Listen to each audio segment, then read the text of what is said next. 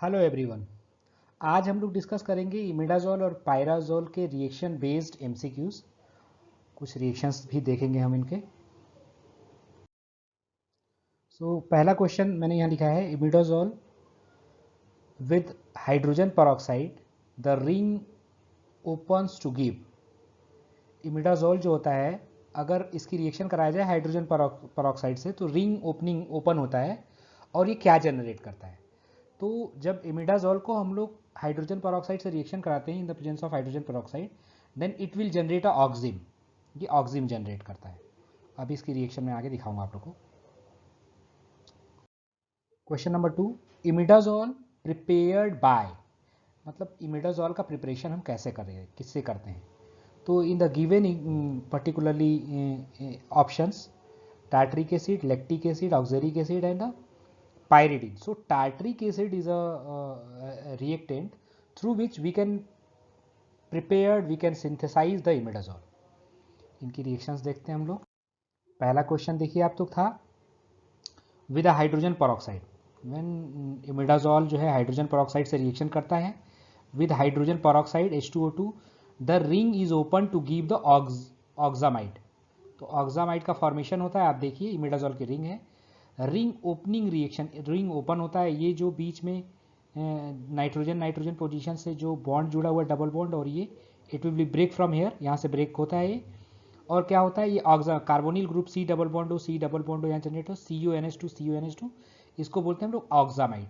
तो हमें याद रखना है कि ये इंपॉर्टेंट रिएक्शन इमिडाजोल जो होती है हाइड्रोजन पेरोक्साइड की प्रेजेंस में रिंग ओपनिंग रिएक्शन जनरेट करती है, और ये फॉर्म करता है ऑक्सामाइड, बोलते हैं CuNH2, so it will generate a oxamide. Okay, next second reaction is a, how can we prepare the imidazole through the tartaric acid? तो टार्टरिक एसिड से देखिए आप लोग, टार्टरिक एसिड ये है, इसमें क्या है, total number of tartaric acid में 4 नंबर ऑफ कार्बन होते हैं, 2 कार्बोक्सिलिक ग्रुप जुड़े हुए हैं, ऊपर और नीचे ये कार्बोक्सिलिक ग्रुप जुड़े हुए हैं 2, और बीच में जो है सेकेंडरी हाइड्रोक्सिल ग्रुप है। सो टार्टरिक एसिड जो होता है, जो टार्टरिक एसिड होता है, in the presence of nitric acid it will react, it will shows the nitration, the secondary hydroxyl group, secondary alcohol group जो है ये इन सेकेंडरी एल्कोहल ग्रुप पे नाइट्रेशन होता है और डाई नाइट्रो कंपाउंड जनरेट करते हैं, CHONO2 जनरेट करते हैं। ये देखिए, इसको बोलते हैं डाई नाइट्रो टार्टरिक एसिड। सो डाई नाइट्रो टार्टरिक एसिड का फॉर्मेशन होता है, यहाँ से कुछ नहीं हुआ है, CHO में से हाइड्रोजन इलिमिनेट हुआ है, ऑलरेडी वाटर के मॉलिक्यूल्स निकलते हैं, HNO3 में से NO2 इज अटैच्ड है, 2 मोल्स HNO2 का यूज हुआ है, then it will be converted into the dinitro tartaric acid का फॉर्मेशन होगा। हीट करते हैं हम लोग इसको, तो ये जो नाइट्रो ग्रुप है ये एलिमिनेट होता है और ये कार्बोनिल ग्रुप का फॉर्मेशन होता है, डाई कार्बोनिल ग्रुप का फॉर्मेशन आता है। ओके, अब क्या होता है, इन the presence of formic acid and the ammonia, formic acid और अमोनिया के प्रेजेंस में साइक्लाइजेशन होता है, तो डाई कार्बोनिल जो ग्रुप है इट विल बी साइक्लाइज्ड। ऑब्वियसली ऊपर और नीचे डाई कार्बोक्सिलिक एसिड है, यहाँ पे साइक्लाइजेशन हो रहा है। देखिए ये दोनों जो कार्बन हैं, ये वाले कार्बन, ये दोनों कार्बन, ये क्या कर रहे हैं, ये रिंग फॉर्मेशन के लिए रिस्पॉन्सिबल है। Then dicarboxylic acid is present here, dicarboxylic acid is already there, so it will be form, it will be generating a ring. Okay, dicarbonyl compound will generate a ring finally, and it will be converted into the imidazole 4,5 dicarboxylic acid. तो ये imidazole का formation करता है, imidazole 4,5 dicarboxylic acid का formation करता है। अब हम लोग को पता है नंबरिंग इधर से करते हैं, 1 it is a second particular place, it is a third, when we will assign the numbering. तो थर्ड पोजीशन ये हो गई, ये फोर्थ पोजीशन हो गया, और ये फिफ्थ पोजीशन। सो फोर्थ और फिफ्थ पोजीशन पे क्या है, डाइकार्बोक्सिलिक एसिड है। So it is a dicarboxylic acid compound are present at the imidazole 4,5 dicarboxylic acid, इसको बोलते हैं। उसके बाद हम लोग करते हैं कॉपर ऑक्साइड से रिएक्शन करते हैं, मतलब डी कार्बोक्सिलेशन रिएक्शन होता है इसमें, and through the decarboxylation reaction in the presence of copper oxide it will be eliminated the carbon dioxide and finally imidazole synthesize होता है। Okay, so it is a by tartaric acid. बहुत important है, याद करके रखिएगा कि tartaric acid से हम लोग क्या करते हैं, सबसे पहले नाइट्रेशन करते हैं तो डाई नाइट्रो कंपाउंड बनता है, dinitro compound dicarbonyl compound generate करता है, फॉर्मिक एसिड और अमोनिया से रिएक्शन कराने पे साइक्लाइजेशन हो जाता है, इमिडाजोल 4,5 डाई कार्बोक्सिलिक एसिड बनता है, डी कार्बोक्सिलेशन के थ्रू इमिडाजोल में कन्वर्ट होता है। सो आई थिंक आपको समझ में आ गया होगा। नेक्स्ट थर्ड क्वेश्चन है bromination of imidazole it gives. तो याद हमें क्या रखना है कि ब्रोमिनेशन जब करते हैं, ब्रोमिनेशन जो होता है ये आपको पता है इलेक्ट्रोफिलिक सब्स्टिट्यूशन रिएक्शन है। सो 4 and 5th substitution product generate करता है। इमिडाजोल में यदि ब्रोमिनेशन करते हैं हम लोग तो 4 और 5th पोजीशन पे सब्स्टिट्यूशन होता है, ब्रोमिनेशन होता है और प्रोडक्ट फॉर्म होता है। Okay, so 4 and 5th position electrophilic substitution are happening in a imidazole ring. Important है, इसको याद करके रखिएगा। 1-3 पोजीशन पे सब्स्टिट्यूशन नहीं होता, electrophile are stable at the 4th and 5th position. Preparation of pyrazole. अब देखिए इमिडाजोल का थोड़ा सा हम लोगों ने डिस्कशन किया, पायराजोल की बात करें, पायराजोल का प्रिपरेशन कैसे होता है। तो how can prepare the pyrazole actually, तो ये लिखा है कि pyrazole is prepared by passing acetylene into a cold ethereal solution of the diazomethane. So it is a diazomethane। देखिए नीचे बनाया है मैंने डाइएजोमेथेन का structure CH2N double bond N, मतलब ये पॉजिटिव कोर है डाइएजोमेथेन का, ये निगेटिव कोर है। इसका एसिटिलीन से रिएक्शन कराते हैं हम लोग। तो हमको क्या करना है कि पायराजोल को प्रिपेयर करने के लिए एसिटिलीन को हम पास करते हैं कोल्ड इथरल सोल्यूशन ऑफ डाइएजोमेथेन के कोल्ड सोल्यूशन के ऊपर से इसे पास करते हैं एसिटिलीन को, देन इट विल बी साइक्लाइज, इनका साइक्लाइजेशन होता है और साइक्लाइजेशन के बाद ये जो है साइक्लिक कंपाउंड फॉर्म करते हैं पहले और उसके बाद वो रीअरेंज होके it will be converted into the pyrazole का फॉर्मेशन करते हैं। ये देखिए ये साइक्लाइजेशन हुआ है, ये साइक्लाइजेशन प्रोडक्ट बना है और फिर से ये रीअरेंजमेंट बॉन्ड रीअरेंजमेंट के थ्रू पायराजोल का फॉर्मेशन हो गया। ओके, नेक्स्ट दिखा है by decarboxylation of the pyrazole carboxylic acid. So ये pyrazole 3, 4, 5 tricarboxylic acid compound है, ये तीनों 3, 4, 5 पोजीशन पे कार्बोक्सिलिक एसिड है। इसका डी कार्बोक्सिलेशन करा 300 डिग्री सेंटीग्रेड टेम्परेचर पे हीट करेंगे आप, 3 मोल्स ऑफ कार्बन डाइऑक्साइड निकलेगा, then you will get the pyrazole. Pyrazole जो होता है रिंग, इमिडाजोल और पायराजोल में ये डिफरेंस हुआ, इमिडाजोल में 1-3 पोजीशन पे नाइट्रोजन होता था और पायराजोल में क्या होता है 1-2 पोजीशन पे। ये फर्स्ट पोजीशन है, it is a first position and it is a second position. तो 1-2 पोजीशन पे नाइट्रोजन होता है तो उसे बोलते हैं हम लोग पायराजोल। ओके, तो ये हमें याद रखना है कि by the decarboxylation of pyrazole, pyrazole के कार्बोक्सिलिक एसिड कंपाउंड जैसे पायराजोल 3, 4, 5 ट्राई कार्बोक्सिलिक एसिड ये कंपाउंड था, तो इसका हम लोगों ने डी कार्बोक्सिलेशन कराया 300 डिग्री सेंटीग्रेड टेम्परेचर पे, तो कार्बन डाइऑक्साइड के 3 मोल्स एलिमिनेट हुए एंड फाइनली हम लोगों ने पायराजोल ऑप्ट किया। बाय द थर्ड सिंथेसिस है by the condensation of the hydrogen with a beta carbonyl compound. तो ये देखिए इसमें लिखा हुआ है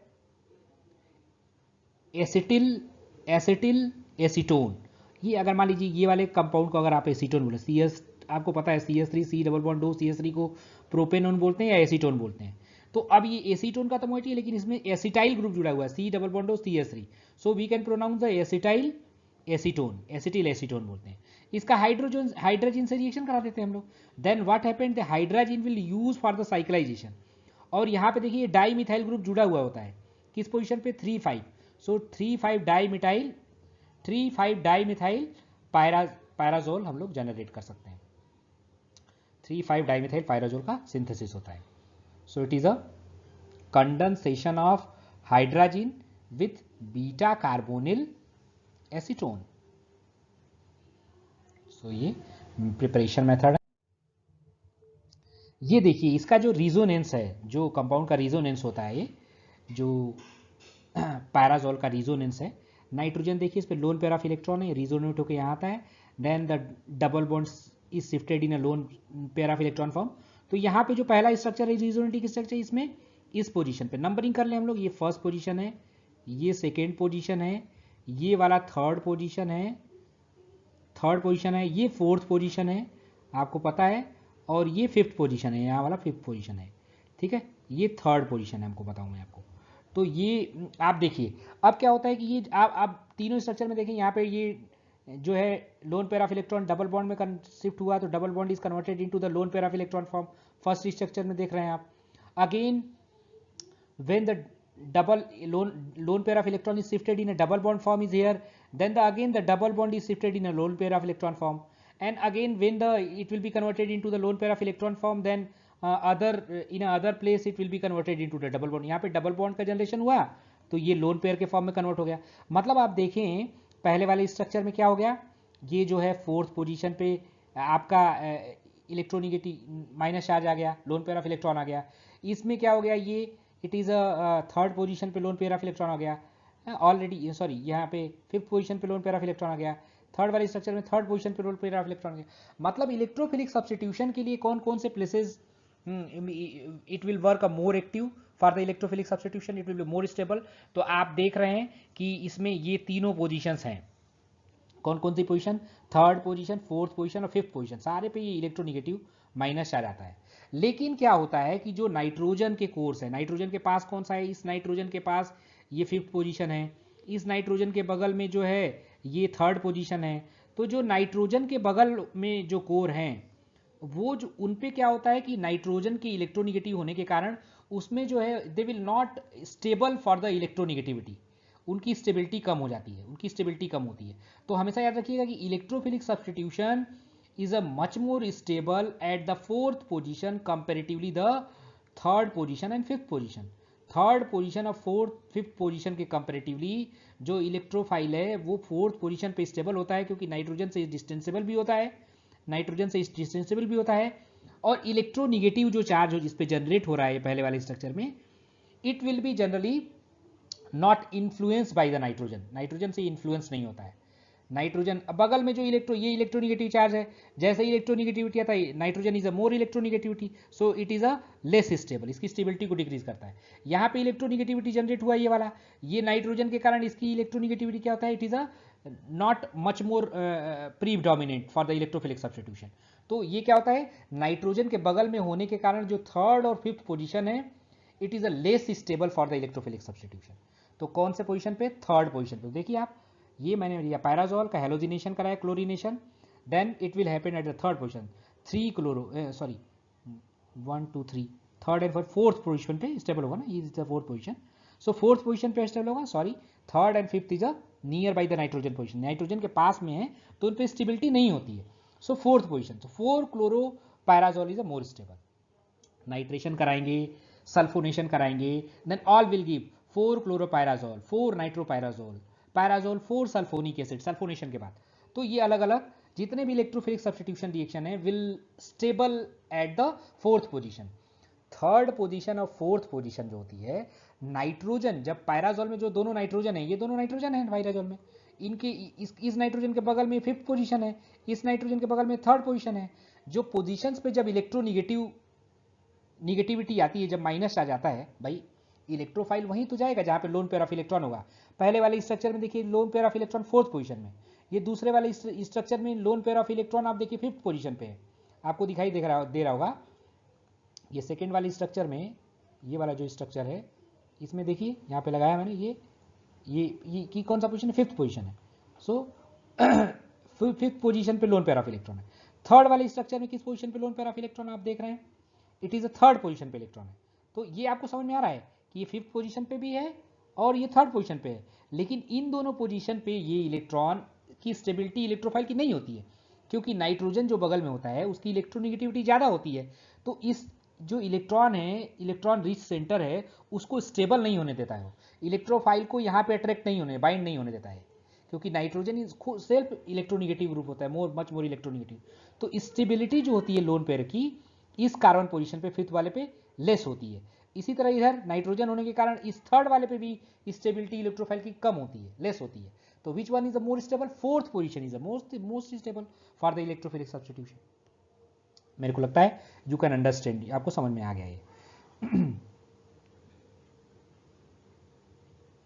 अब देखिए क्या होता है कि जो पायराजोल होता है, पायराजोल जो होता है ये कैटालिटिक रिडक्शन देता है। देखिए जैसे कैटलिस्ट, ये हाइड्रोजन की प्रेजेंस में रिड्यूस्ड होता है, रिडक्शन देता है, और ये प्रोड्यूस करता है पैराजोलिन प्रोड्यूस करता है। मतलब ये जो डबल बॉन्ड है इसको हाइड्रोजन से सेचुरेट कर दिया गया। दूसरा हाइड्रोजन का मोल यूज करके हम लोगों ने इसको जो पैराजोलिन था उसको पैराजोलिडीन में कन्वर्ट कर दिया। तो हमको याद रखना है कि जब पैराजोल का रिडक्शन होता है तो पैराजोलिडीन बनता है। पहले पैराजोल 1 डबल बॉन्ड रिड्यूस होगा, 1 डबल बॉन्ड सेचुरेटेड होगा, तो पैराजोलिन बनेगा। पैराजोलिन से फिर 1 मोल हाइड्रोजन का यूटिलाइजेशन होगा, कैटालाइज्ड होगा रिएक्शन तो फिर ये बोलेगा पैराजोलिडीन बन जाएगा. So after the reduction catalytically reduce the pyrazole and it will be converted into the parazolidine. Clear? I think it's clear to all. Thank you. Thanks everyone.